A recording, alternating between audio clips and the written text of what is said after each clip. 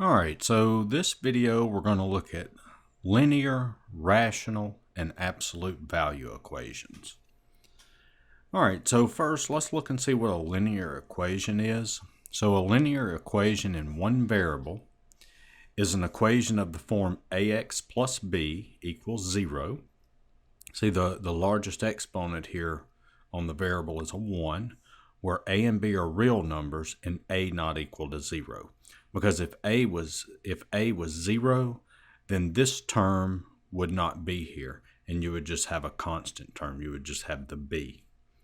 Okay? And then we have some properties of equality. If a and b are algebraic expressions, and c is a real number, then the following equations are equivalent to a equals b. So we have these right here. A plus c is equal to b plus c, a minus c is equal to b minus c, ca is equal to cb, and a over c is equal to b over c. And of course c can't be 0 because we can't have 0 in the denominator of a fraction. Now, all this means is that you can add, subtract, multiply, and divide the same number to both sides of the equation. That's all it's telling you. Now, to solve an equation, we want to get it in the form that a variable is equal to a number. All right? We want the variable that we're solving for. The variable that we're solving for, we want that on one side by itself, and we want everything else on the other side of the equal sign. Okay? So we're solving each of these equations. We're solving for x. So to solve this, let's get x by itself. Well, we have a minus 4 here. And the way that we can get rid of this minus 4 is we can add 4, because negative 4 plus 4 is 0, and that would make it go away. But if we add 4 to this side, we have to also add 4 to the other side. And so that would leave us with 3x equals 12. Right. Now we have this 3 in front of the x. So we've got to get rid of it. And it's 3 times x. So if it's 3 times x, how are we going to get rid of the 3 here? Well, if we divide both sides by 3, then you can see the 3's cancel out, and we're left with x equal 4. And there's our answer. All right. And the way that you can check this, you can check these things. You can take the 4 and plug it back in for x. I'll check this one. I'm not going to check them all, but I'll do this one. So let's plug 4 in for x. So that's 3 times 4 minus 4. And we need to know, does that equal 8? Well, 3 times 4 is 12, and 12 minus 4 is 8. So we get 8 equals 8. That checks. All right. Now let's look at this one. Remember, we want to get x on one side by itself, everything on the other side. Now notice in this problem, we have fractions. And everybody loves fractions, right? Whenever we have the fractions in the problem, that's our favorite kind. Well, I know that's not true.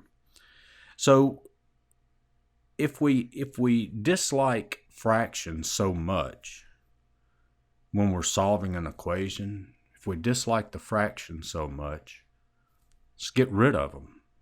Okay? So how do we get rid of the fractions? Well, we multiply each term by the common denominator. So if I look at my denominators, I've got a 2 and I've got a 4. So my common denominator is 4. So I'm going to multiply each term times the common denominator.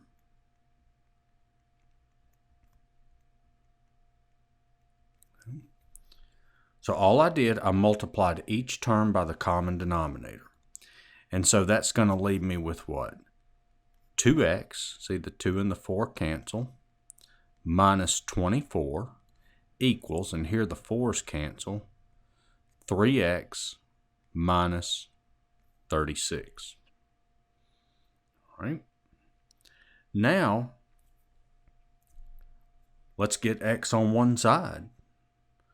All right. Now, for this problem, let's do what? Let's subtract 2x to both sides, right? That'll get rid of the x over here. Yes, I could subtract 3x to both sides. I'll do that after we get finished working it this way. I'll go back and I'll subtract 3x to both sides and I'll show you the difference.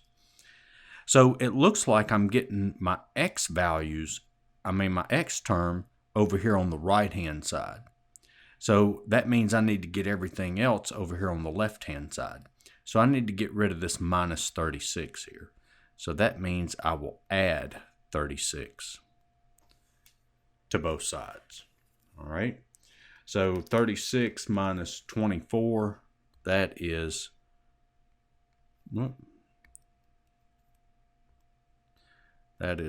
12 equals, and 3x minus 2x is x, and there's my answer.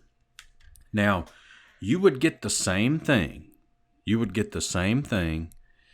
If you took the 2x minus 24 equals 3x minus 36, and if we subtracted 3x to both sides, well, that means I would have to add 24 to both sides, and so that would give me negative x minus equals negative 12. And then I would have to do what? Divide both sides by negative 1, and I would get x equal 12. You can see you get the same answer, but what it does is it creates this extra step here. Okay? That's the only thing. Either way is correct. Doesn't matter which way you do it. Okay? But get to where when you're solving these things, you notice little things like this. Okay? Say, yeah, I can subtract 3x to both sides, but if I subtract 2x to both sides, it'll leave a step out. All right, so let's look at the next one. All right, so this one I have some parentheses. So to solve this one, let's get rid of the parentheses first. So I'm going to distribute the 3, and I'm going to distribute the negative 6. So that's going to give me 12x minus 3. 3 times 4x is 12x, and 3 times negative 1 is negative 3, equals 4 minus 6x plus 18. All right. Now, for this problem, before I start adding and subtracting to both sides, look and see if you can combine like terms. And if you notice over here on the right-hand side, I can add the 4 and the 18. So let's do that. So I get 12x minus 3 equals negative 6x plus 22. All right, so all I did is 4 plus 18 is 22. Now let's start adding and subtracting to both sides. So here I'm going to add 6x to both sides. Okay, I'm going to get all the x values on the left-hand side. And then I'm going to add 3 to both sides. That'll get the 3 over here. And so that's going to leave me with 18x equals 25. All right. Now, notice that I have 18 times x. So to get rid of this 18, I'm going to divide both sides by 18. And that's going to leave me with x equals 25 over 18. And there's my answer. All right, so far this isn't too bad. So let's look at this one. So this problem has our next favorite thing, decimals. We probably hate decimals as much as we do fractions, right? So guess what? We're going to do the same thing that we did when we had the fractions. Remember, when we had fractions, what did we do? We got rid of them. We multiplied each term by the common denominator. Well, when I have decimals, I'm going to do the same thing. I'm going to get rid of the decimals.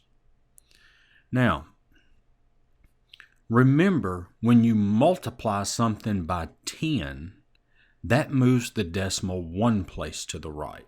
If you multiply by 100, that moves the decimal two places to the right. 1,000 moves it three places to the right, and so on. So what I need to do is I need to go through here and look.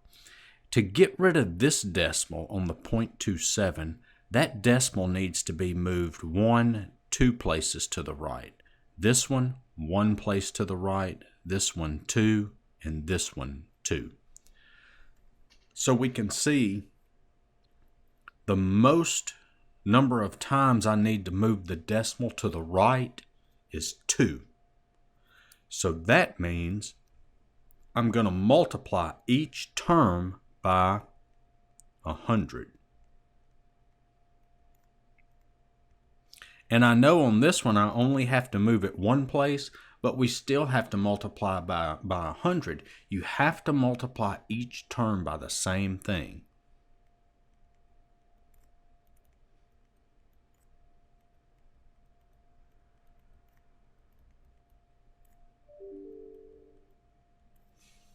All right.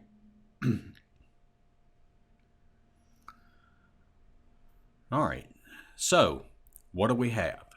So if we multiply 100 times this, that's going to leave us with 27x minus, and then this one, move it two places to the right, so that's going to be 390. This is equal 48x, and this one is plus 29. All right, so now you see what happened. Once we multiplied everything by 100, we got rid of the decimals. Now we have just a simple equation to solve. Okay, so now let's get all the x's on one side and everything else on the other side. So here I'm going to subtract 48x to both sides, and here I will add 390 to both sides. So let me get my calculator out to add these. I want to make sure I get it, I don't make a careless mistake somewhere. So this is 75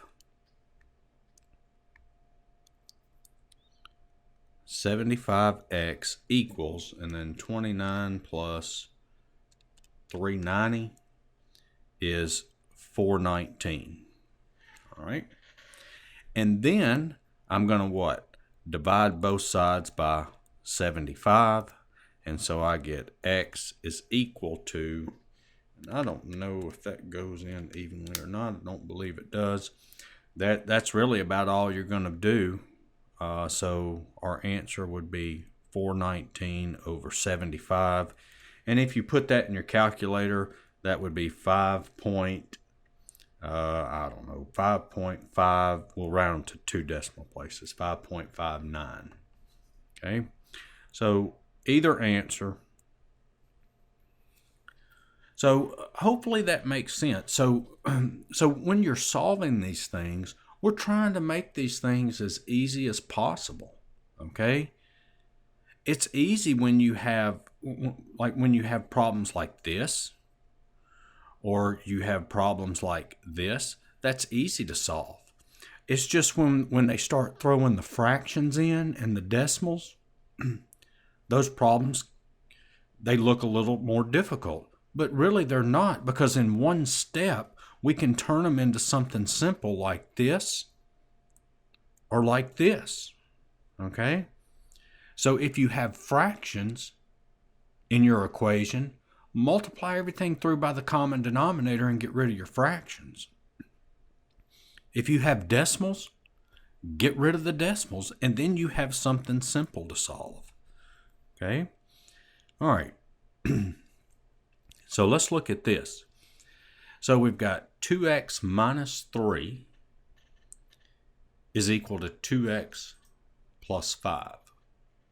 All right, so let's clear the parentheses. So I'm going to distribute the 2. So that's 2x minus 6 equals 2x plus 5. And so now I'm going to subtract 2x to both sides. I'm going to add 6 to both sides. And so that's going to give me 0 equals 11. Now, the variable went out. It's not time to panic, okay? This is going to happen sometimes. So the variable went out. We look at what we have right here. Is that a true statement? No, 0 does not equal 11.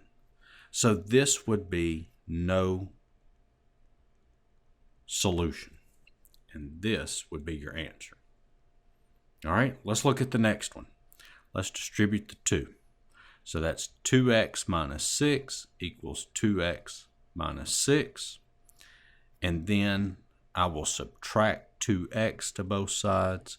I will add 6 to both sides. And that is going to give me 0 equals 0. Okay. Once again, the variables went out. No big deal. We get 0 equals 0. Is that a true statement? Yes. So that would be all real numbers. All right. So now that we've gone through and we've solved some simple basic linear equations, okay? Now they're going to come back and they're going to say, okay, identify what type of an equation it is. Okay? So we're going to identify it as conditional, identity, or inconsistent. So let's go back up here to this example 1. This is a conditional equation. That's conditional. Okay? So what is a conditional equation? A conditional equation has at least one real number as an answer, but it's not an identity. Okay? So what's an identity? Well, let's go through here because this one's conditional. See, we got at least one answer. Okay? And this one we got at least one answer. That's conditional also. And this one's conditional. We got at least one answer. All right.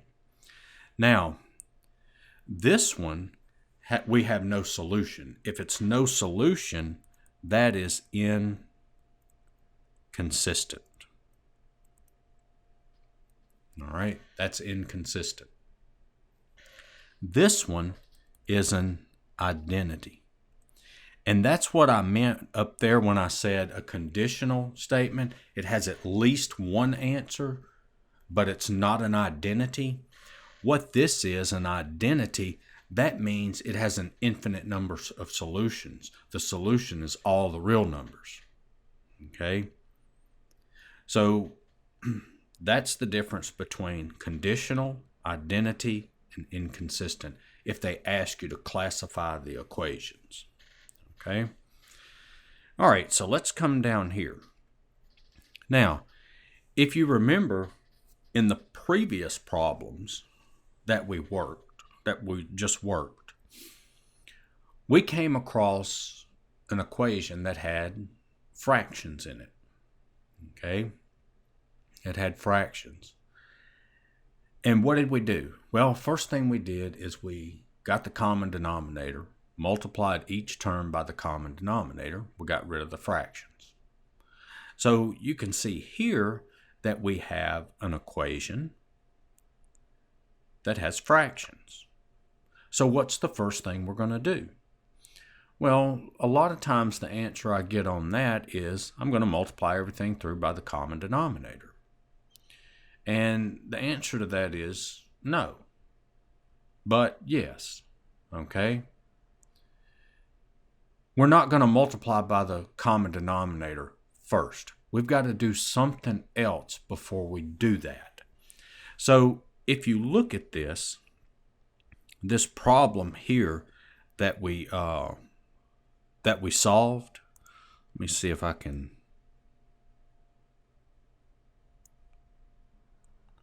move this down here. Nah, I guess not. Let's see. But anyway, here's the equation. Okay? Here's the equation. 1/2 x minus 6 equals 3/4 x minus 9. And what I want you to see is the difference in this one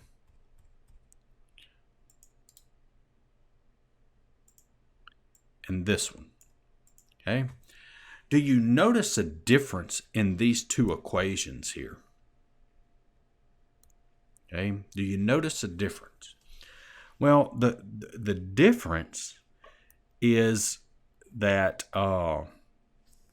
this one does not have a variable in the denominator of a fraction. Okay? It doesn't have a variable. This one has a variable. You see that? That's the difference. So you might be thinking, so what? What's the big deal with that? Well, you remember the first problem we worked, we solved for x, right? We got x, and then what did we do? We took x and we plugged it back into the equation, and I showed that we got the same thing on both sides. Okay? Well, let's just say that we solved this thing. And I don't know what the answer is, but let's just say we solve it. And let's just say for our answer we get x equal 3. I don't know if that's the right answer or not. It might be, it might not be. But let's just say that's what we got. If I plug this in to check it, I would get 3 over 3 minus 3, right? If I plug the 3 back in for x. Well, you see that just this part, that's 3 over 0. That's undefined. You cannot have 0 in the denominator of a fraction. All right? So what we have to do before we multiply each term by the common denominator, we have to state our restrictions. And your restrictions are, what makes the denominator 0? Well, in this case, if we plug 3 in, that would give us a 0 in the denominator. And same thing here. If we plug 3 in, that would give us 0 in the denominator. So we have to come over here and state x cannot equal 3. Okay? Now this one, this problem, it was easy to see. Well, if you plug 3 in, you get 0 in the denominator. If you plug 3 in, you get 0 in the denominator. That's easy to see. Sometimes it may not be that easy to see what makes that denominator undefined. Basically, all you're doing is taking that denominator, setting it equal to 0, and solving for x. So if I add 3 to both sides, I get x equal 3. That's my restriction. Okay? What makes the denominators 0? Now we're going to multiply each term by the common denominator. So what's the common denominator? X minus 3. All right? So I've got x minus 3 times x over x minus 3 plus 3 times x minus 3 equals x minus 3 times 3 over x minus 3. All right? So all I did is, I just rewrote the problem and I just put the common denominator next to each term. That's all I did. Okay? We're just multiplying each term by the common denominator. So now you can see that cancels. I'm left with x plus, and then here I can distribute the 3x minus 9, and here the x minus 3's cancel, and that equals 3. Okay. All right, so now what are we going to do? Combine like terms first, right? So that's going to be 4x minus 9 equals 3. And then I'm going to add the 9 to both sides. And so that's going to leave me with 4x equals 12. And then I'll divide both sides by 4. And so I get x equal 3. Okay? But look, that's my restriction. X cannot equal 3, so that is not a solution. So this one would have no solution. And there's your answer. All right, let's look at the next one. All right, same thing. Got a rational equation. Got variables in the denominator. What's the first thing we do? All right, so now you know, find our restrictions first, right? Not just yet. Okay. So now you might be wondering, okay, well, first you told us if we have fractions, multiply everything through by the common denominator.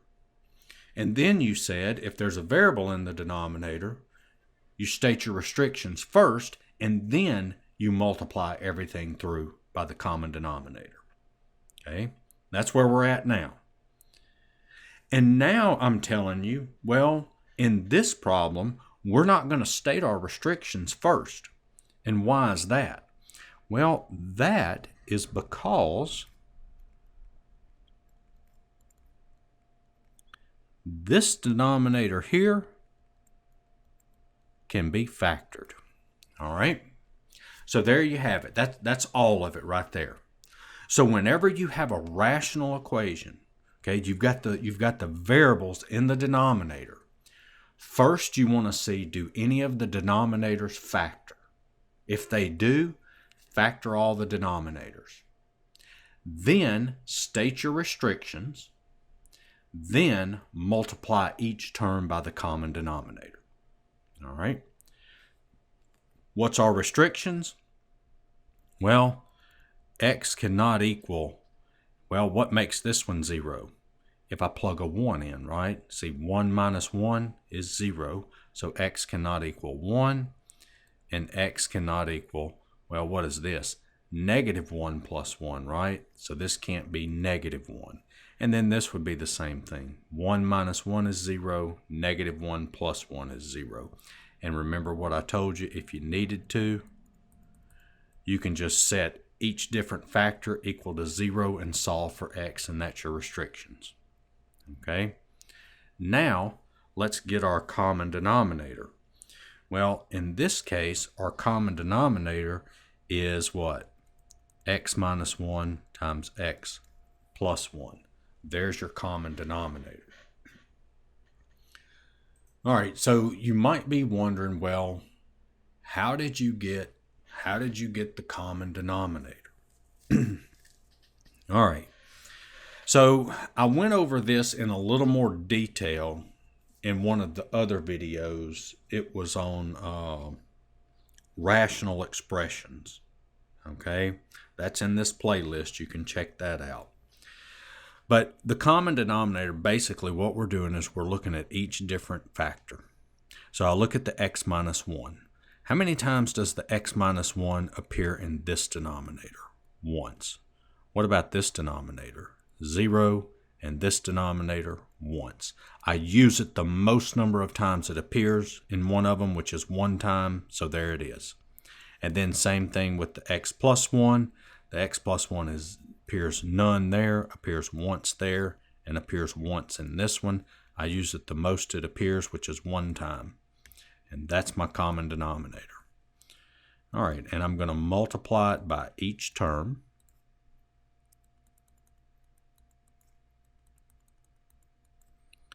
And I'll show you something after this that, I mean, you can do this. That would be, I think that would be fine unless your teacher told you you couldn't, but I don't think they would. So let's see. All right, so I just multiplied each term by the common denominator. Look, if you wanted to, you see how I've got this part written right here? You could just come up here and just kind of squeeze it in like that. That's all you're doing. This might make it easier for you to see what's going on. That's all I did. I'm just writing the common denominator next to each term. Okay? And so now we can see the x minus 1's cancel, so I'm left with x times x plus 1. Here the x plus 1's cancel, I'm left, so that's minus 1 times x minus 1. And then they both cancel here, and so that is 2.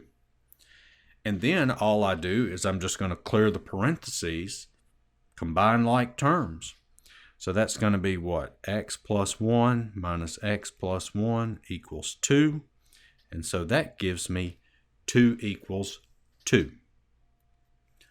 All right, so what's the answer here? Well, I bet you what most of you are thinking right now is all real numbers, huh? But that's not the case. And why is that?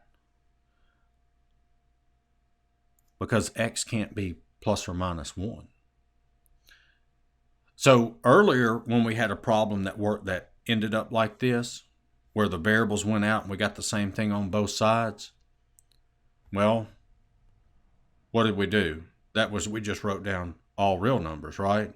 So how in the world do we do our answer now?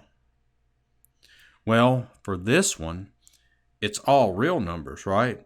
So it's the set, these are set braces that I'm using. It's the set of all x such that x does not equal, right? Such that x does not equal 1 and x does not equal negative 1.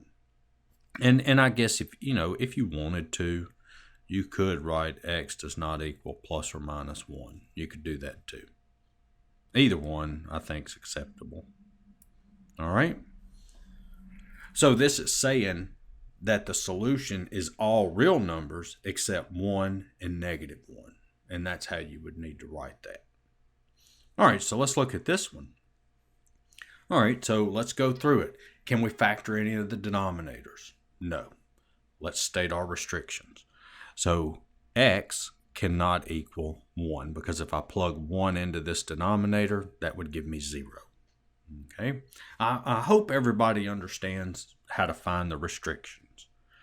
All right, so now let's get our common denominator. So I've got a 2 and I've got an x minus 1. My common denominator is 2 times x minus 1. So I'm going to multiply that to each term.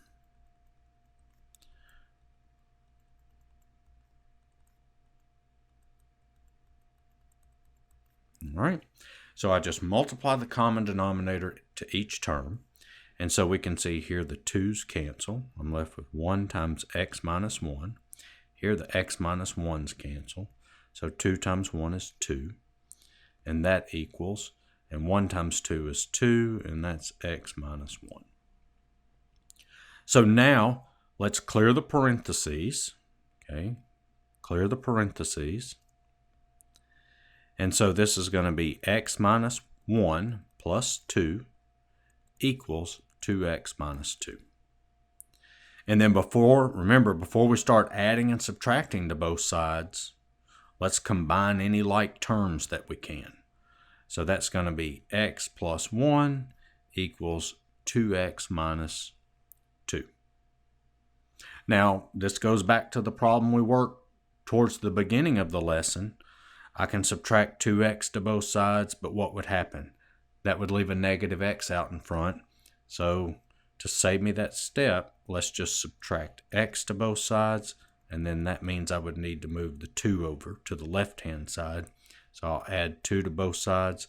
So that's going to give me 3 equals 2x minus x is x. Oh, look at here. Is that a restriction? No, my restriction is x cannot be 1. So we finally got an answer. So there's our answer. And just to go back, if we wanted to identify these things, this would be what? Inconsistent, right? That would be inconsistent. This would be an identity. And this would be conditional, if we were identifying the types of equations they were. All right, so let's look at another one like that. All right, so first thing I want to do is what? Factor denominators if I can. And we can factor this one. So that's going to be 2 over x minus 1 plus 3 over x plus 2 equals 8 minus x over, and that's going to be x plus 2 times x minus 1. All right.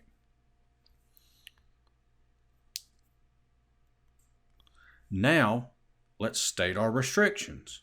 Well, what would make this denominator 0? Well, if I plugged a 1 in, right? So x cannot equal 1.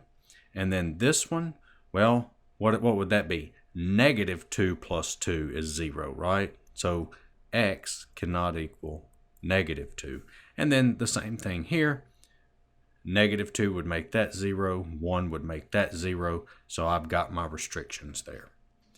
So now let's get the common denominator, which is x minus 1 times x plus 2, and multiply it to each term.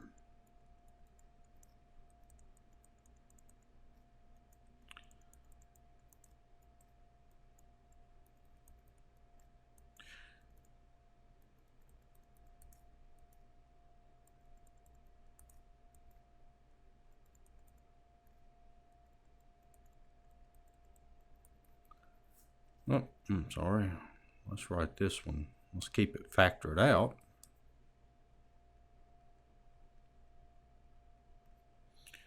All right, so the x minus 1's cancel. So that's 2 times x plus 2. Let's cancel out the x plus 2. So that's plus 3 times x minus 1. And then they both cancel here. So that's going to be 8 minus x. Now let's clear the parentheses. Okay, so we get 2x plus 4 plus 3x minus 3 equals 8 minus x. And then remember, before you start adding and subtracting to both sides, let's combine like terms. So that's going to be what? 5x plus 1 equals 8 minus x. And then I'm going to add x to both sides. And I'm going to subtract 1 to both sides. And so that's going to give me 6x equals 7. And then I'll divide both sides by 6. And so I get x equals 7 over 6. And I know, see, that's not one of my restrictions. My restrictions are 1 and negative 2. I get 7/6. So 7/6 is my answer. And this is actually what? Conditional. All right. All right, now, solving absolute value equations. Okay, we just got a few more. This is the last part of the lesson. All right, so for k greater than 0, the absolute value of x is equal to k, means that x equal k or x equal negative k. So whenever you're solving an absolute value equation, you have to rewrite it into this. Okay? You have to rewrite it. In other words, if you don't know this property right here, then you can't solve an absolute value equation. You've got to know that. You've got to rewrite it. And this, don't forget this, because this is going to come up later on in a college algebra course, where instead of an equal sign, it's going to be an inequality symbol, like a less than or greater than. Okay? And you're going to have to rewrite it. It's going to be the way you rewrite it's a little different than this, of course. But just remember, with absolute value equations, you've got to go from this to this. You have to rewrite it, and I'm going to show you how to rewrite it. It's easy. All right. So here we have an absolute value equation. So you see this part inside the absolute value? It's that equals the number, or what's inside the absolute value equals the negative of that number. Look, this is the easiest thing. All it is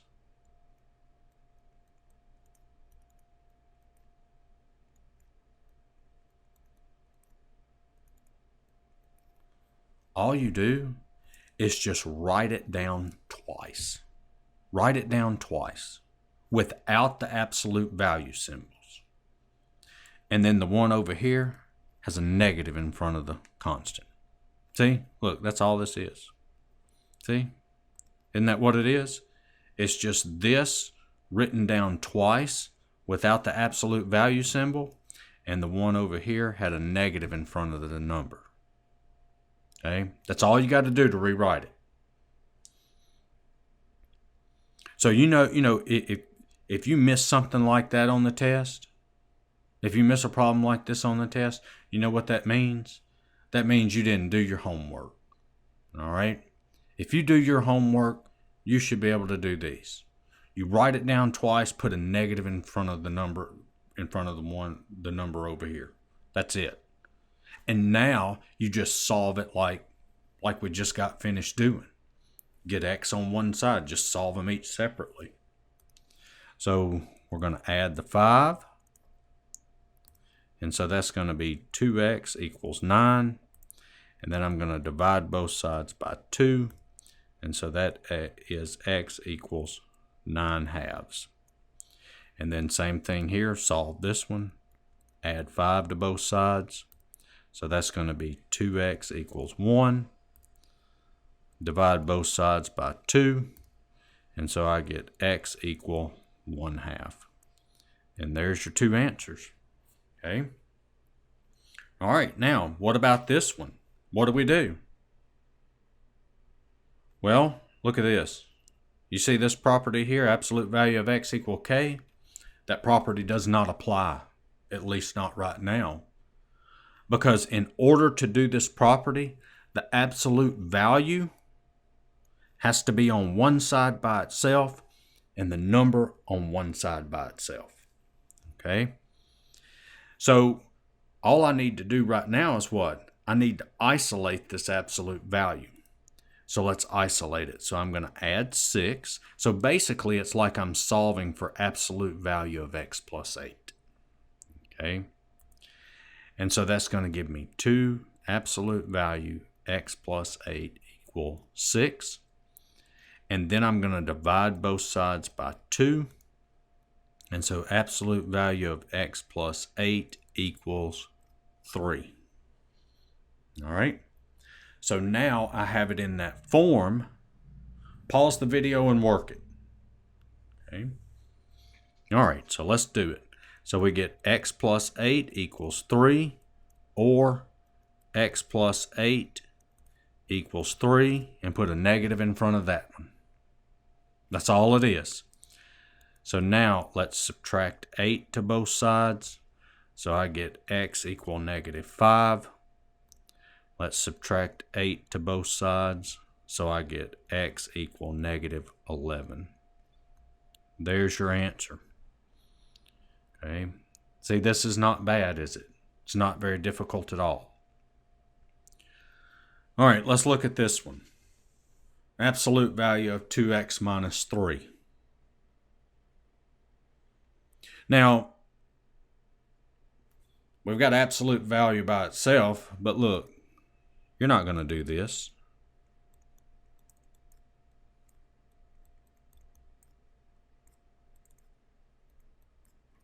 You're not going to do that, are you? That makes no sense, does it? 0, -0 is just 0, right? These are the same things. And remember, this property right here only applies when k is greater than 0. So if we have this equals 0, okay, if that equals 0, the absolute value, well, we just need to know when does this in here, when does that equal 0? Because the absolute value of 0 is just 0. So you just set what's in here equal to 0 and solve. And so I'm going to add 3 to both sides. And so that's going to give me 2x equals 3. Divide both sides by 2. And I get x equal 3/2. And there's your answer. All right, look at this last problem. Absolute value of 3x minus 7 equals -5. Now, that property up there, that does not apply, does it? Because remember, we just looked at that. K has to be greater than 0. It has to be, what does greater than 0 mean? That means it has to be positive, right? Well, I've got absolute value of something equals -5. All right? So let's think about this for just a second. Whenever you take the absolute value of something, what do you get? You get positive, don't you? The absolute value is always positive, right? So that means this part in here, it doesn't matter if this in here is positive or if this is negative. It doesn't matter. Because after you take the absolute value, you will always get positive on the left-hand side of the equal sign, right? Does everybody agree with that? This side over here will always be positive.